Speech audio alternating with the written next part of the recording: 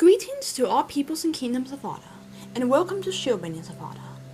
In his astounding collection of books, stories, and writings, JRR Tolkien has left us with an enormous wealth of quotes and memorable sayings that range from inspirational to humorous to deeply insightful. With this in mind, here are 15 of JRR Tolkien's best quotes from the Two Towers. They are not in order according to their greatness, but simply according to the order in which they appear. May they bring light, joy, and laughter to your day, and guide you along your own journey. So sit back and let this shield maiden be your guide into the wonderful world of Middle-earth.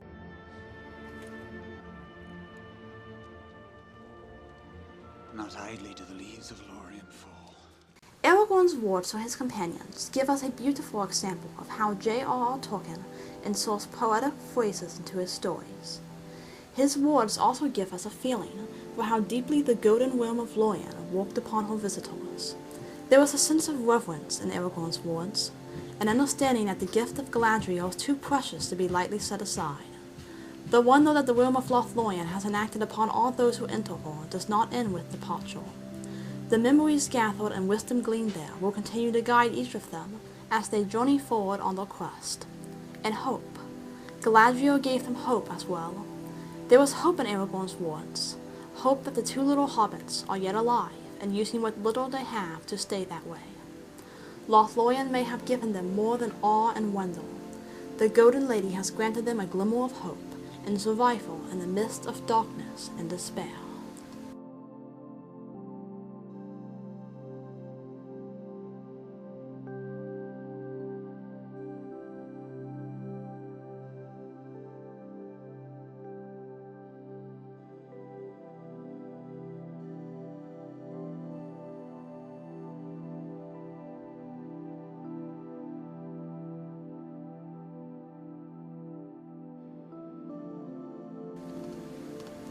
The world can change very swiftly, and what we once thought was truth can suddenly seem like lies. So it must seem to Éomer as he expresses his wonder at the new and strange turns his world has taken. Elves and dwarves and legendary swords and mystical places all converge and start to come forth in what was once a simple place of plains and warriors. How is a man to judge what to do in such times? Aragorn's reply is full of wisdom and comforting truth, not only for Éomer, but for ourselves as well. Circumstances and events may change, but good and evil do not. Right and wrong will ever remain the same. Truth will always be truth. Subjective opinions may and will change, but objective truth will stand forever, no matter what the world may be doing. And it is for us to keep that truth and defend it, no matter if we live amid wonder and beauty, or in the simple walls of our home. It is a man's part to discern them, as much in the golden wood as in his own house.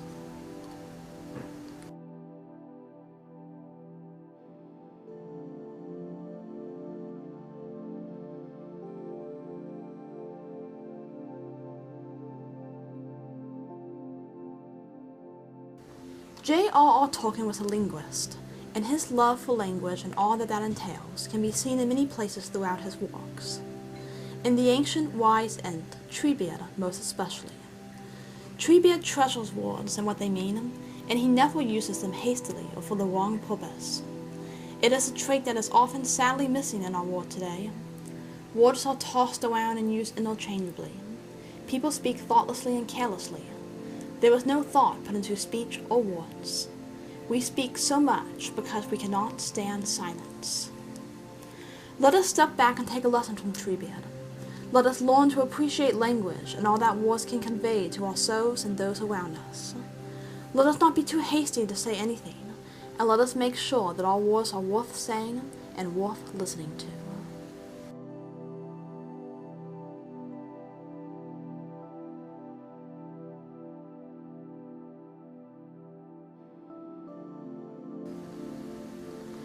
JRR Tolkien gives us plenty of moments of humor within the context of a thrilling adventure story. The hobbits provide this most of the time, but there are others who would give us cause to smile at their words or actions. Gimli is one example.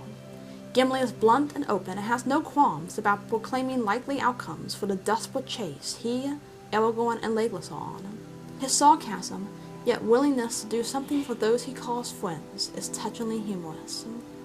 Aragorn's dry reply only makes it better. "If that is indeed all we can do, then we must do that," said Aragorn. "Let us go on."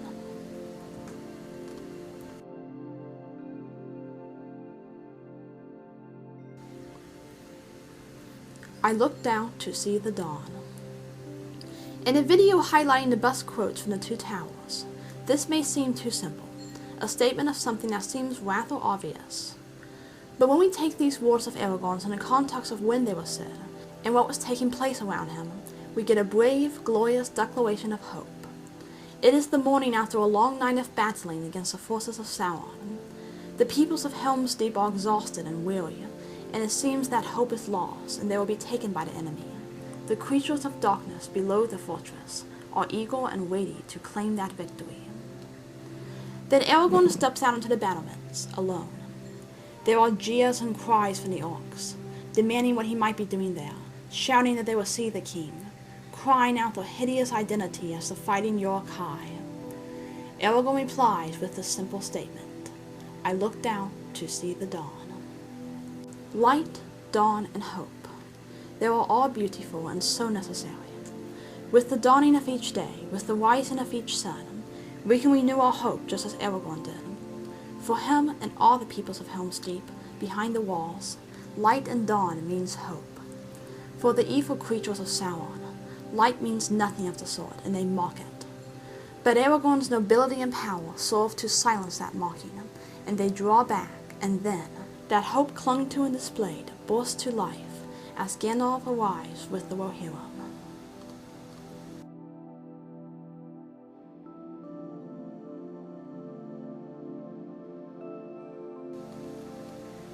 Wind and sky and earth and air, purely elvish at its best.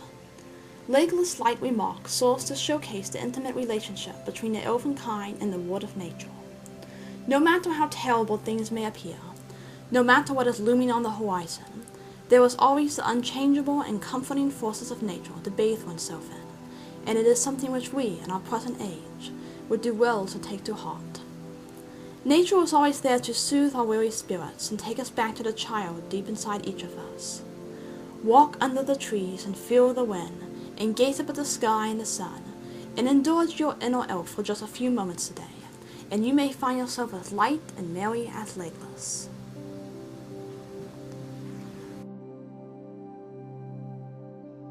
This gem of wisdom from Aragorn can be understood on several levels. On the most basic, it speaks of the importance of understanding that material things are, in themselves, not the ultimate end of life.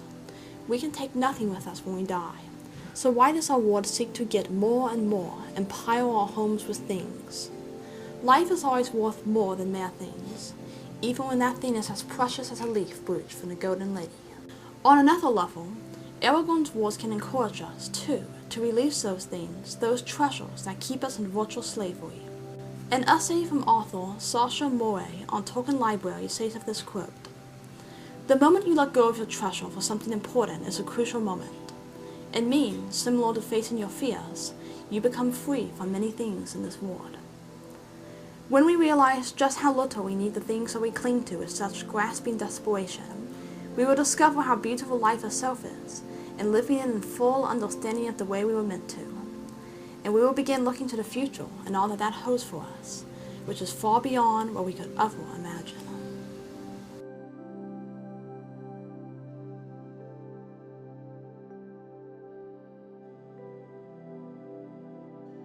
Oftentimes, the very thing that the forces of darkness look to as their greatest strength becomes their greatest weakness. So it was with Sauron. Both the ring and the palantir betrayed him in the end, and helped to bring about the downfall of his realm.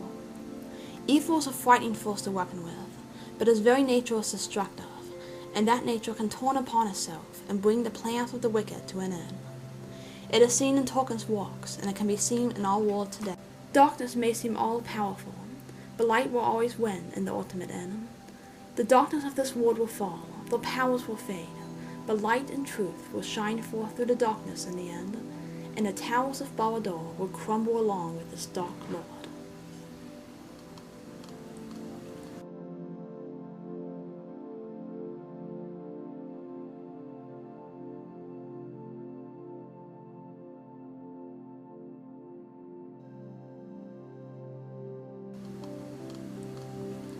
The creature Gollum is an absolute masterpiece of JRR Tolkien. The psychological depth of his character, his fascinating and horrible past, the way he is trapped and hounded by the ring, his intense obsession, the dozens of idiosyncrasies that Tolkien built into him. It seems that no character study could ever fully cover Gollum. It was certainly a difficult task to choose any one quote that showcases Gollum. Many of them are humorous, some chilling in their display of Gollum's obsession. Others are simply fascinating and entertaining. This one has elements of all three. Gollum fantasizes about the glory and power that could come to him through the ring. He revels in the thought of his outrageous titles, sounding more like something from the Muppets than a royal name. He rejoices in the endless fish that he could eat, and he cries out with a raging passion for what his unchecked greed has grown to demand.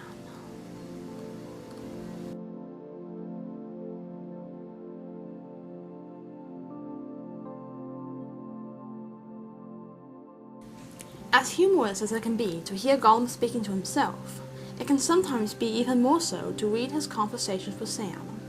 The sturdy, faithful hobbit is not at all convinced as to Gollum's goodness or even his ability to goodness, as Frodo is, and he has no problem with bluntly telling Gollum so. Thus we get chapters in the book such as Of Herbs and Stewed Rabbit, complete with lots of back-and-forth insults and arguments and attempts to gain the upper hand and everything from culinary rights to work hours. It leaves us with a smile on our face at Sam's fearless statements and a shake of our head at Gollum's. We can only be grateful that in the end, Sam's dislike for the creature did not win out, for the world of Middle-earth would have been very different, and this channel would be seriously censored by the Dark Lord.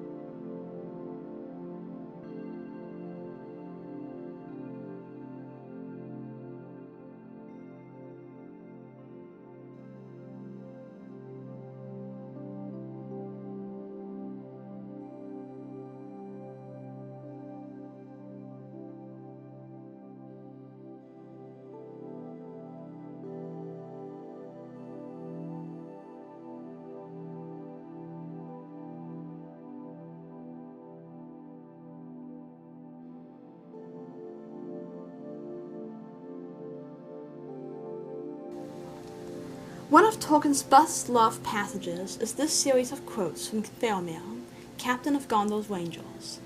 In it, he explores good and evil, war and peace, glory and fear. Feantauriel is a man who understands how beautiful peace is, but he also knows that evil cannot be allowed to overrun the good of this world. He dislikes war, but he knows that sometimes war must be had to prevent the shadow from overcoming the free peoples, and he is willing to enter into that which he dislikes for that purpose. But above all, Feantauriel looks to the days of peace.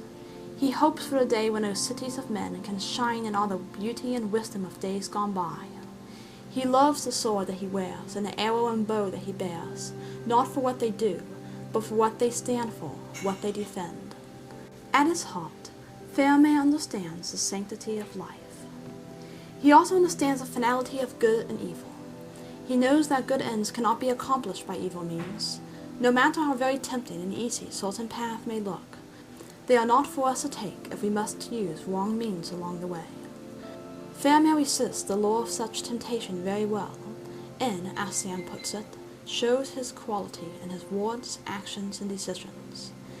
And he was rewarded for the stand he took, for in the end, he indeed saw the White City in days of peace and beauty and glory again, a memory of the blessed Isle of Numenor.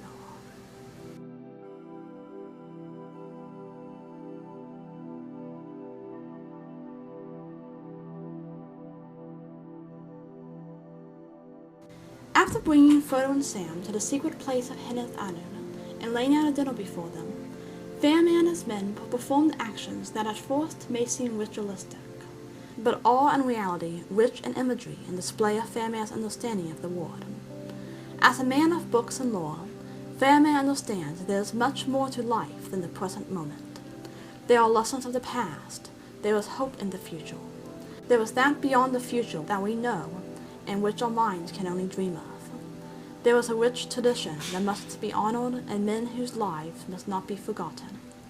In facing the West, and facing the wide open spaces, beyond which no one knows the full extent of what lies, Bearman and his men declare their trust and hope in the one being who does know, and their battles become not simply a chance for glory or revenge or victory, but a mission to defend and lift up those who look to them, so that they, too, may have hope.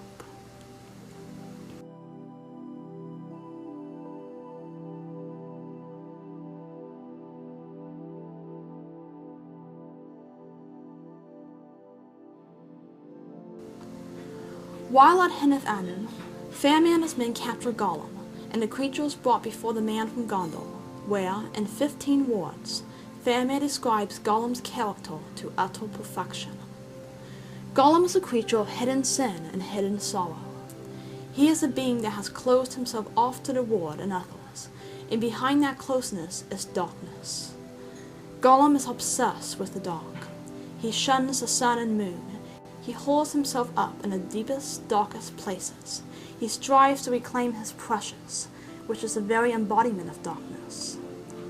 There are times, of course, when Gollum wavers between what his better nature prompts him to do and what the darker side of him demands. There are times when the lighter side of him comes out. There are times when he begins to open, even to let go of some of the darkness he has hid himself in, and perhaps show some hope of redemption. But Gollum has dwelt too long in the close darkness of his mind. He has spent far too long in shutting himself in within himself, and in the end, his darkness, guilt, sin, shame, and obsession overcomes him, and he falls to the darkness in which he has imprisoned himself.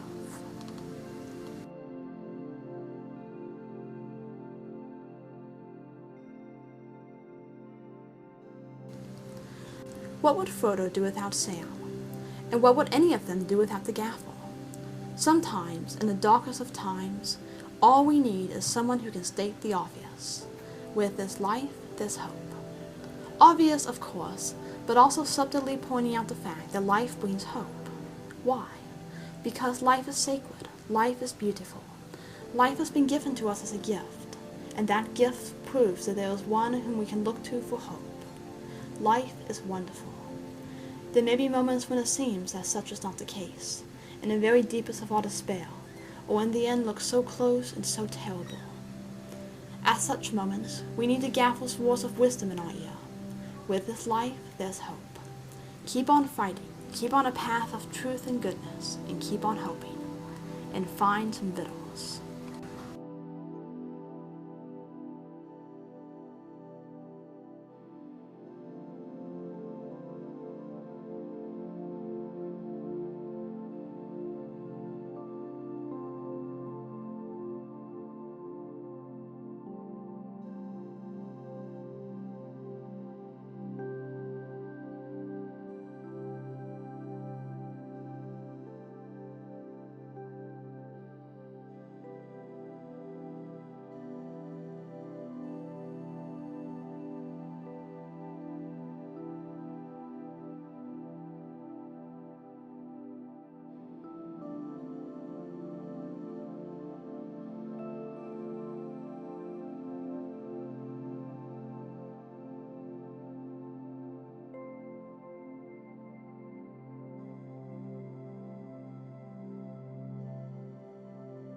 One of the most classic series of quotes Tolkien ever created, Sam's words inspire us in a unique way that no other character can. Perhaps it's his simplicity, his innocent determination, his fascination with the heroes who have gone before him and who continue to make the way into the great stories. The grand adventure he has started out on has not quite turned out the way he thought that it might. There is more darkness and danger and sorrow than Sam has ever seen before in his quiet life in the Shire. But Sam is not such a simple hobbit that he thinks such things do not belong in a world of adventures. Instead, he takes the path of his gaffle and states the obvious, that there are only two choices in such darkness and sorrow, to go on or to give up. Sam makes no predictions for himself or for his beloved master, Frodo, yet he sees and seems to understand the immense part he has been given in his own tale, and he is willing to brave whatever that tale might bring. And it is for that honorable and quiet determination that Tolkien has us as readers cheering him on, even as he is cheering on the others who have gone before. The world indeed may be dark and seemingly hopeless as the barren lands of Mordor, or as wonder-filled as the golden lands of Lothlorien. Yet wherever we find ourselves today, there is some gem of wisdom that Tolkien wrote that speaks to us. But why keep them all to yourself? Find a friend, a family member, someone who needs encouragement or laughter today, and share with them some of Sam's words, a passage from Aragorn, Faramir's wisdom, or Gollum's quotes. It might be just the thing they need to bring a smile to their face and encourage them on their own journeys. And what is your favorite quote from the Two Towers? Did we miss out on some hidden gem deep in the pages of Tolkien's writings? Let us know in the comments below. Let yourself be filled with the joy and beauty and adventure of life. Carry on the story and face the day with the courage of a man, the wisdom of an elf, the determination of a dwarf, and the simple joy of a hobbit. As for me, I am going back into the open air to see what the wind and sky are doing. Thank you for joining with me today through the World of Arda. Please like this video, subscribe to Shield Maidens, and join us again so we can explore more of Middle-earth together. Damiani.